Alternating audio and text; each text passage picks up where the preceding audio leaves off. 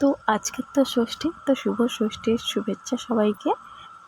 আর আজকের আমি সন্ধ্যেবেলা আমার শাশুড়ি মা, শ্বশুরমশাই আর রূপাইকে নিয়ে সন্ধ্যাবেলা বেরিয়ে পড়ছিলাম একটু ঠাকুর দেখতে। আমাদের গ্রামের আশেপাশে পুজো হয়, ওইগুলো দেখতে বেরিয়ে গেছিলাম। তো আজকে একটু ফাঁকাও ছিল, বৃষ্টি হচ্ছিল না তার জন্য। আর ও কত খুশি দেখো বেরিয়ে, ওর কিন্তু খুব আনন্দ হয়েছে। ও আর বাইরে বেরোলো ও কিন্তু খুব শান্ত, একদমই লক্ষ্মীমন্ত ছেলে হয়ে থাকে, মানে কোনো কিছু দুষ্টুমি নেই, কিছু করে না, একদম চুপচাপ হয়ে থাকে। তো সেইভাবেই ওকে নিয়ে চলে এসেছি।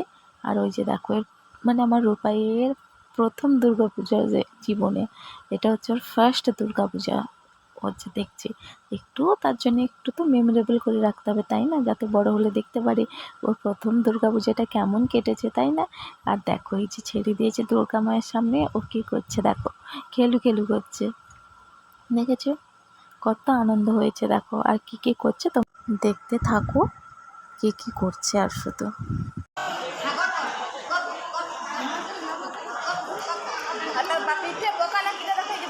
পিঠে পিঠে পিঠে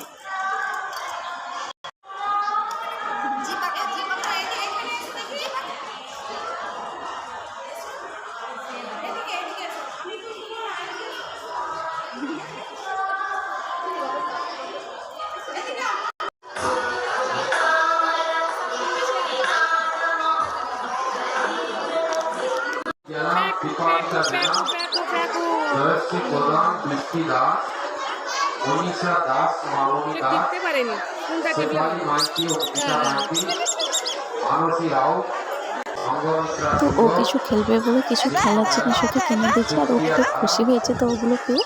আর তারপর একটু ফুচকা টুচকা খেয়ে একবার বাড়ি চলে এসেছে।